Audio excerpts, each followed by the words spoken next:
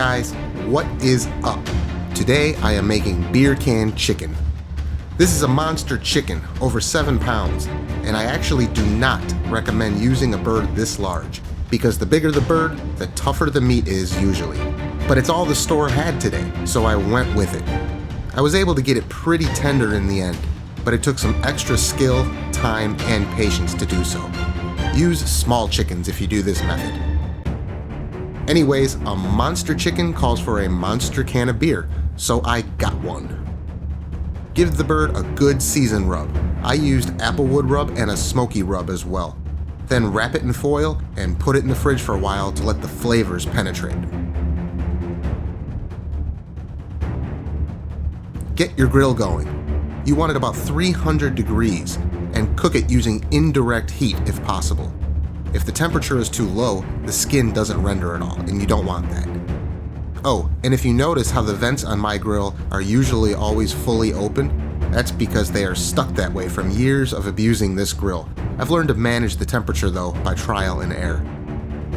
Here I am using the foil-wrapped log trick again to keep the coals and a lot of the direct heat away from the bird. If you have a gas grill, just turn the heat on one side and put the bird on the opposite side of the heat. You must pour out at least 1/3 of the beer can before putting the bird on. They do sell special stands that hold the beer can upright and make it very easy to do this method without risking the chicken falling over. You can get those on Amazon. But if you are old school like me, who needs a fancy stand anyways? I'll just be extra careful. Now, if you are doing this on a regular Weber grill like I am, the heat is not completely indirect, so you must rotate the bird every 20 to 30 minutes. The smaller birds take about 2 hours. This bird took almost 4 hours. I used charcoal and some cherry wood chunks to give it a nice smoky flavor.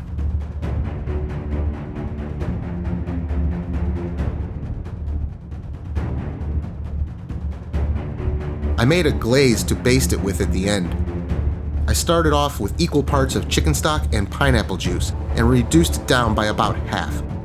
Then I added some brown sugar and some wildflower honey. I didn't really caramelize it, I just let it thicken up a lot. It will caramelize on the bird once it's on the grill.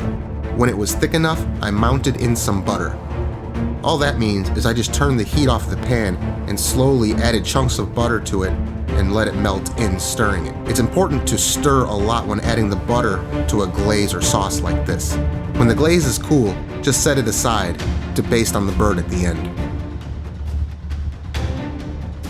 Again, every 30 minutes, I check the bird and rotate it. If the skin starts to get too dark, you can spray it with cooking spray or put some chicken stock or a flavor liquid of your choice in a spray bottle and spray the bird to keep it moist. Or you can make a tent out of foil like I did here to protect the skin from getting any darker.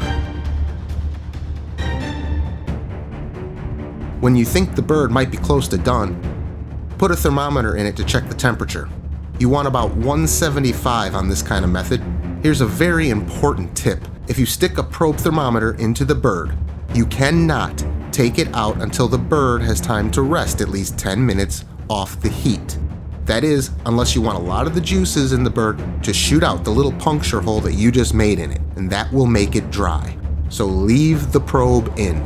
Use an oven probe, like for a prime rib, so that you can continue cooking the bird with it in. They do sell wireless probes online nowadays.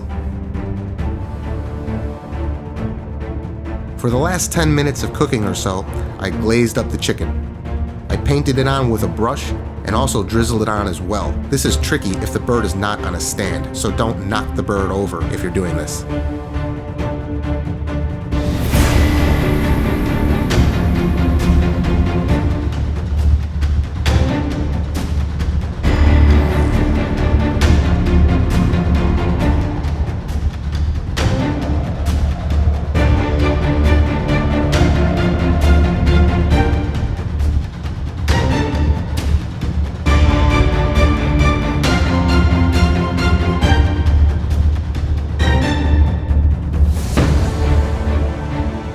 And that's pretty much the whole process. I will keep quiet now and you can see how it all ends.